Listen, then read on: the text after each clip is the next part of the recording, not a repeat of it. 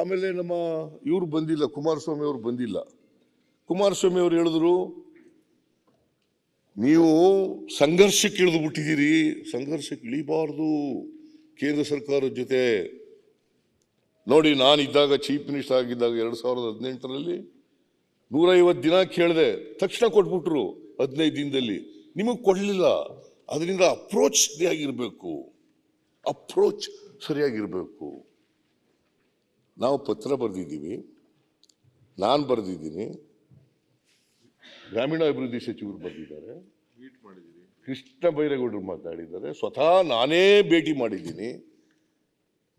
ಭೇಟಿ ಮಾಡಿದ್ದೀನಿ, ಪ್ರಧಾನಮಂತ್ರಿಗಳಿಂದ ಭೇಟಿ ಮಾಡಿದ್ದೀನಿ, ಹೋಮ್ ಮಿನಿಸ್ಟರ್ ಅವರನ್ನ ಭೇಟಿ ಮಾಡಿದ್ದೀನಿ. ಬರಗಾಲ ಇದೆ ಕರ್ನಾಟಕದಲ್ಲಿ, 240 ತಾಲೂಕುಗಳಲ್ಲಿ 223 ತಾಲೂಕುಗಳು ಬರಗಾಲದಿಂದ ಇವತ್ತು ಜನ ಕಷ್ಟಪಡ್ತಾ ಇದ್ದಾರೆ, ರೈತರು ಕಷ್ಟಪಡ್ತಾ ಇದ್ದಾರೆ, ಹಳ್ಳಿಗಾಡಿನಲ್ಲಿ ಜೀವನ ಕಷ್ಟ ಆಗಿದೆ. ಇವತ್ತು 100 ದಿನಗಳು ಕೊಡ್ತಿರಲ್ಲ NREGSನಲ್ಲಿ, 100 ದಿವಸದಲ್ಲಿ ಅದನ್ನು 150 ದಿನ ಮಾಡಿಕೊಡಿ ಅಂತ ಪ್ರಧಾನಮಂತ್ರಿಗಳಿಗೆ ಪತ್ರ ಬರೆದು, ಅಮಿತ್ ಶಾ ಅವರಿಗೆ ಪತ್ರ ಬರೆದು, ಇವರು ಅಗ್ರಿಕಲ್ಚರ್ ಮಿನಿಸ್ಟ್ರಿಗೆ ಪತ್ರ ಬರೆದಿದ್ದಾರೆ, 5 ಸಾರಿ ಬಂದಿದ್ದಾರೆ. ಆಮೇಲೆ 17 ಲೆಟರ್ಗಳನ್ನು ಬರೆದಿದ್ದೀವಿ. ಒಮ್ಮೆ ಮಾತ್ರ ಅಮಿತ್ ಶಾ ಅವರು ನಿಮ್ಮ ಪತ್ರ ತಲುಪಿದೆ ಅಂತ ಉತ್ತರ ಕೊಟ್ಟರು. ಇನ್ನು 16 ಪತ್ರಗಳಿಗೆ ಉತ್ತರನೇ ಇಲ್ಲ. No response at all. ಇದನ್ನ ಫೆಡರಲ್ ಸಿಸ್ಟಮ್ ಅಂತ ಕರಿಬೇಕಾ, ಒಕ್ಕೂಟದ ವ್ಯವಸ್ಥೆ ಅಂತ ಕರಿಬೇಕಾ? ಹೇಳಿ ನೋಡೋಣ. ನಾವು ಸಂಘರ್ಷ ಯಾರ ಜೊತೆಲೂ ಮಾಡ್ತಾ ಇಲ್ಲ. ಆದರೆ ನಮಗೆ ನ್ಯಾಯ ಕೊಡಿ ಅಂತ ಕೇಳಿದ್ರೆ ಸಂಘರ್ಷ ಅಂತ ಹೇಳಿದ್ರೆ ಏನು ಮಾಡೋದು? ನಮಗೆ ನ್ಯಾಯ ಕೊಡಿ, ಅನ್ಯಾಯ ಆಗಿದೆ ಕರ್ನಾಟಕಕ್ಕೆ, ನ್ಯಾಯ ಒದಗಿಸ್ಕೊಡಿ. ಈಗ 150 ದಿನ ಮಾಡಿ, it's A mandatory on the part of the government of India. ಆ ಮ್ಯಾಂಡೇಟರಿ ಇರ್ತಕ್ಕಂಥ ಪದನೇ 150 ದಿನ ಮಾಡಿಕೊಡ್ಬೇಕಲ್ವಾ? ಈಗ ಎಷ್ಟು ದಿನ ಆಯಿತು ಮಾನ್ಯ ಅಧ್ಯಕ್ಷರೇ? 20/10/2023 ನಾವು ಮೊದಲನೇ ಮೆಮೊರಾಂಡಮ್ ಕೊಟ್ಟರು. 20/10/2023 ಇವತ್ತಿಗೆ ಕರೆಕ್ಟಾಗಿ 4 ತಿಂಗಳಾಯಿತು. 4 ತಿಂಗಳು, ನವಂಬರ್, ಡಿಸೆಂಬರ್, ಜನವರಿ, ಫೆಬ್ರವರಿ, ಇವತ್ತಿಗೆ 4 ತಿಂಗಳಾಯಿತು. ಎರಡನೇ ಮೆಮೊರಾಂಡಮ್ ಕೊಟ್ಟು 16/11/2023 16/11/2023 ಅಲ್ಲ 23 ಇಷ್ಟು ದಿನಗಳಾದರೂ ಕೂಡ ಮಾನ್ಯ ಸಭಾಧ್ಯಕ್ಷರೇ, 150 ದಿನ ಮಾಡಬೇಕು ಅಂತಕ್ಕಂಥದ್ದು ಮ್ಯಾಂಡೇಟರಿ ಬರಗಾಲದಲ್ಲಿ ಅಂತ ಇದ್ರು ಕೂಡ 150 ದಿನ ಮಾಡಲಿಲ್ಲ. ಇದನ್ನು ಕೇಳೋದು ಸಂಘರ್ಷ ಅಂದ್ರೆ ಹೆಂಗೆ? ನನ್ನ ಪ್ರಕಾರ ಇವರೆಲ್ಲರೂ ಕೇಳಬೇಕು. ಆದರೆ ಅವ್ರು ಕೇಳಲಿಲ್ಲ ಅಂತೇಳಿ ನಾವು ಸುಮ್ಮನಿರಕ್ಕಾಗತ್ತಾ? ಇಡೀ ಸದನ ಕೇಳಬೇಕು. ಆದರೆ ಅವ್ರು ಕೇಳಲಿಲ್ಲ, ರಾಜಕೀಯ ಕಾರಣಕ್ಕೋಸ್ಕರ. ನಾವು ಕೇಳಲೇಬೇಕಲ್ಲ, ಅದರ್ವೈಸ್ ಈ ರಾಜ್ಯದ 7 ಕೋಟಿ ಕನ್ನಡಿಗರಿಗೆ ದ್ರೋಹ ಮಾಡೋದಾಗ ಆಗ್ತದೆ. It's hour duty, it's our responsibility. ಕೇಳಬೇಕು. ನ್ಯಾಯ ಕೇಳ್ತಕ್ಕಂಥದ್ದು ತಪ್ಪಾ? ನ್ಯಾಯ ಕೊಡಿ ಅಂತಕ್ಕಂಥದ್ದು ತಪ್ಪಾ? ಈ ತರ ಅನ್ಯಾಯ ಮಾಡಿದಿರಿ, ನ್ಯಾಯ ಕೊಡಿ ಅಂತ ಹೇಳಿದ್ರೆ ತಪ್ಪಾ? ಅದನ್ನೇ ರಾಜ್ಯಪಾಲರು ಹೇಳಿರ್ತಕ್ಕಂಥದ್ದು. ಈಗ 5 ಗ್ಯಾರಂಟಿಗಳನ್ನು ನಾವು ಅನೌನ್ಸ್ ಮಾಡಿದ್ರು. 5 ಗ್ಯಾರಂಟಿಗಳನ್ನು ಅನೌನ್ಸ್ ಮಾಡಿದ್ರು. ಹೇಳಿದರು, ನರೇಂದ್ರ ಮೋದಿ ಅವರೇ ಹೇಳಿದರು ರಾಜಸ್ಥಾನದಲ್ಲಿ, ಈ 5 ಗ್ಯಾರಂಟಿಗಳನ್ನು ಜಾರಿ ಮಾಡಲಿಕ್ಕೆ ಸಾಧ್ಯ ಇಲ್ಲ. ಒಂದು ವೇಳೆ ಮಾಡಿದ್ರೆ ರಾಜ್ಯ ಆರ್ಥಿಕವಾಗಿ ದಿವಾಳಿ ಆಗ್ತದೆ. ಆರ್ಥಿಕವಾಗಿ ದಿವಾಳಿ ಆಗ್ತದೆ ಅಂತ ಹೇಳಿದ್ದು. ಇವತ್ತು ಈ 5 ಗ್ಯಾರಂಟಿಗಳಿಗೆ ನಮ್ಮ ಸರ್ಕಾರ ಬಂದದ್ದು ಮೇ 20ನೇ ತಾರೀಕು. ಇವತ್ತಿಗೆ 9 ತಿಂಗಳು. ನಾನು ಜುಲೈನಲ್ಲಿ ಬಜೆಟ್ ಮಂಡಿಸಿದೆ. ಫೆಬ್ರವರಿನಲ್ಲಿ ಬಸವರಾಜ ಬೊಮ್ಮಾಯಿ ಅವರು ಬಜೆಟ್ ಮಂಡಿಸಿದ್ರು. ನಾನು ಬಜೆಟ್ ಮಂಡಿಸುವಾಗ 36,000 ಕೋಟಿ ರೂಪಾಯಿಗಳನ್ನು ಈ 5 ಗ್ಯಾರಂಟಿಗಳಿಗೆ ಇಟ್ಟಿದ್ದೆ. ಅದನ್ನೇ ಹೇಳಿದ್ದಾರೆ ರಾಜ್ಯಪಾಲರು.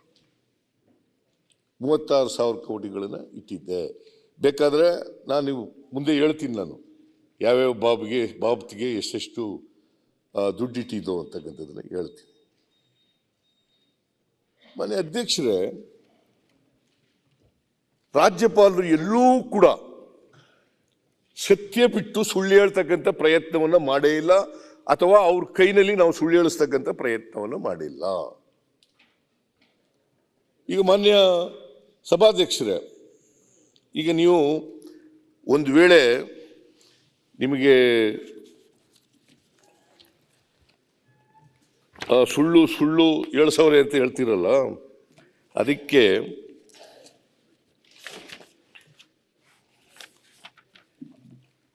ಈ ರಾಜ್ಯಪಾಲರ ಭಾಷಣವನ್ನು ಮಾಧ್ಯಮದವರು ಕೂಡ ಕೇಳಿದ್ದಾರೆ. ಅವರು ಕೂಡ ಕೆಲವು ಮಾಧ್ಯಮದವರು ಬರೆದಿದ್ದಾರೆ ರಾಜ್ಯಪಾಲರ ಭಾಷಣದ ಬಗ್ಗೆ, ಎಡಿಟೋರಿಯಲ್ ಬರೆದಿದ್ದಾರೆ. ಈ ರಾಜ್ಯದ ಜನ ಕೇಳಿದ್ದಾರೆ. ಅವರು ಹೇಳಿದ್ದಾರೆ, ಸಂಯುಕ್ತ ಕರ್ನಾಟಕ ಮುಂದಿನ ದಾರಿಗೆ ಕೈ ಮರ. ಸಂಯುಕ್ತ ಕರ್ನಾಟಕದವರು ಎಡಿಟೋರಿಯಲ್ ಬರೆದಿರೋದು. ಸಂಯುಕ್ತ ಕರ್ನಾಟಕ ನೀವೇ ಹೇಳಪ್ಪ, ಎಡಿಟರ್ ಯಾರು ನಂಗೆ ಗೊತ್ತಿಲ್ಲ. ಹುಬ್ಬಳ್ಳಿಯವರು ಯಾರು ಎಡಿಟರ್ ಯಾರ್ರಿ? ನಿಮಗೂ ಗೊತ್ತಿಲ್ಲ, ಅವ್ರನ್ನ ಕೇಳ್ತೀರಿ. ಚೇರ್ಮನ್ ಈಗಾಗಲೇ ಎಡಿಟರ್ ಕೇಳ್ಬಿಟ್ಟು ಚೇರ್ಮನ್ ಹೇಳ್ತಾ ಇದ್ದೆ. UB ವೆಂಕಟೇಶ್ ಹೇಳೇನ್ರಿ ಇನ್ನೊಂದ್ಸರಿ? UB ವೆಂಕಟೇಶ್ ಆದ್ರೆ ಹಿಂಗೆ ಬರೀರಿ ಅಂತ ಹೇಳಿದ್ರ? ಆಯ್ತಪ್ಪ. ಗೆಲೋಟ್ ನಡೆ ಅಭಿನಂದನೀಯ, ರಾಜ್ಯಪಾಲ ರವಿ ವರ್ತನೆ ಖಂಡನೀಯ. ಇದು ಪ್ರಜಾವಾಣಿಯವರು ಬರೆದಿರೋದು. ಇದು ನಮ್ಮವರೇ ಇದ್ರ?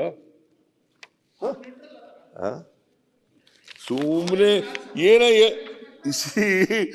ಹೇಳಬೇಕು ಹೇಳ್ತಾರೆ. ಮಾನ್ಯ ಅಧ್ಯಕ್ಷರೇ, ನಾನು ಸುಮ್ಮನೆ ಎಲ್ಲನೂ ಓದಕ್ಕೆ ಹೋಗಲ್ಲ. ಸಂಪಾದಕೀಯನ ಕೆಲವು ಮಾತ್ರ ಓದ್ತೀನಿ.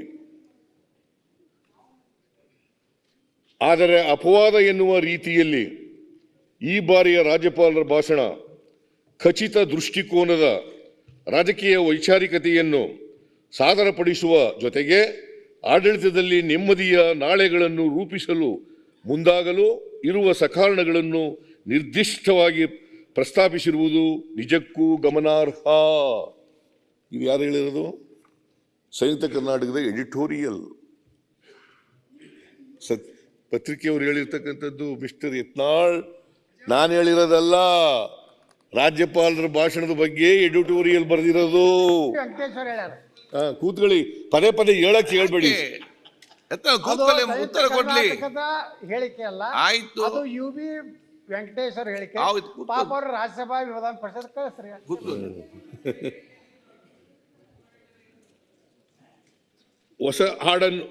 ಇಂತಹ ಹೊಸ ಜಾಡನ್ನು ತುಳಿದ ರಾಜ್ಯಪಾಲರ ಭಾಷಣಗಳು ಬೆರಳೆಣಿಕೆಯಷ್ಟು ಮಾತ್ರ.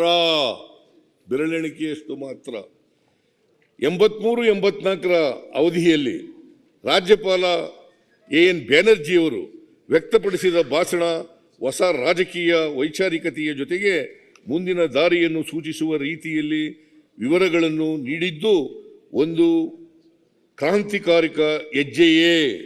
ಆಗಿನ ರಾಜ್ಯಪಾಲರ ಭಾಷಣದಲ್ಲಿ ಬಲಿಷ್ಠ ಕೇಂದ್ರ ಹಾಗೂ ಸುಭದ್ರ ರಾಜ್ಯಗಳನ್ನು ಬಲವರ್ಧನೆಗೊಳಿಸುವ ಮೂಲಕ ಬಿಕ್ಕಟ್ಟು ವ್ಯವಸ್ಥೆಗೆ ಹೊಸ ರೂಪುರೇಷೆ ತಂದುಕೊಡುವ ಅಗತ್ಯವನ್ನು ಪ್ರಧಾನವಾಗಿ ಪ್ರಸ್ತಾಪಿಸಲಾಗಿತ್ತು. ಈ ಅಂಶ ಆಗಿನ ರಾಷ್ಟ್ರೀಯ ರಾಜಕಾರಣದಲ್ಲಿ ಹೊಸ ಗಾಳಿ ಬೀಸಲು ಗ್ರಾಸವಾಗಿ ಪರಿಣಮಿಸಿತ್ತು. ಇದು ನಾನು ಬರೆದಿರೋದಲ್ಲ ಅಥವಾ ನಾವು ರಾಜ್ಯಪಾಲರ ಮೂಲಕ ಹೇಳಿಸಿದ್ದಲ್ಲ. ಇದನ್ನ ಇವರು ಎಡಿಟೋರಿಯಲ್ ಬರೆದಿರ್ತಕ್ಕಂಥದ್ದು ಸಂಯುಕ್ತ ಕರ್ನಾಟಕ.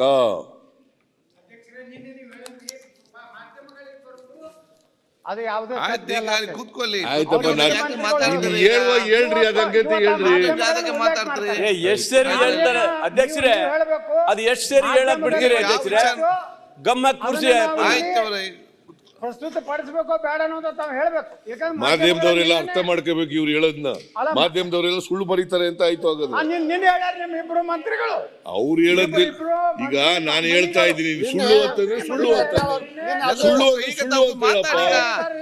ಸಿ ಪಾಟೀಲ್ ಸುಳ್ಳಾಗಿದ್ರೆ ಸುಳ್ಳು ಅಂತ ಹೇಳಿ, ಮಾಧ್ಯಮದವರು ಸುಳ್ಳು ಬರೆದವ್ರೆ ಅಂತ ಹೇಳಪ್ಪ.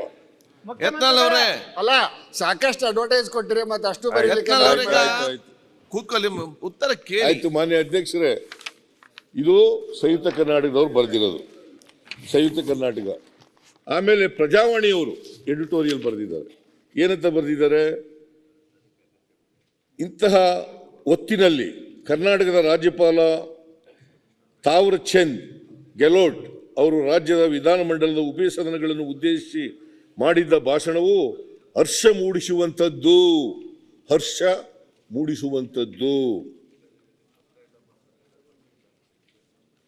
ಗೆಹ್ಲೋಟ್ ಅವರು ಸಾಂವಿಧಾನಿಕ ನಿಯಮಗಳು ಹಾಗೂ ಸಭ್ಯತೆಗೆ ತಕ್ಕಂತೆ ನಡೆದುಕೊಂಡಿದ್ದಾರೆ. ಇದು ಸ್ವಾಗತಾರ್ಹ. ಇದು ಪ್ರಜಾವಾಣಿ ಪತ್ರಿಕೆಯವರು ಹೇಳಿದ್ದಾರೆ.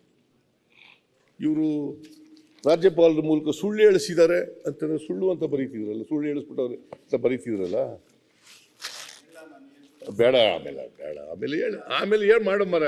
ಆಮೇಲೆ Basavaraj Bommai, you got every opportunities to rebut or deny my statement ಅಲ್ವಾ? ಪ್ರಜಾವಾಣಿಯಲ್ಲಿ ಬರೆದಿರತಕ್ಕಂಥ ಎಡಿಟೋರಿಯಲ್ಲು ಸುಳ್ಳು ಎಡಿಟೋರಿಯಲ್ ಬರೆದಿದ್ದಾರೆ ಅಂತ ಹೇಳಿ. ಆಮೇಲೆ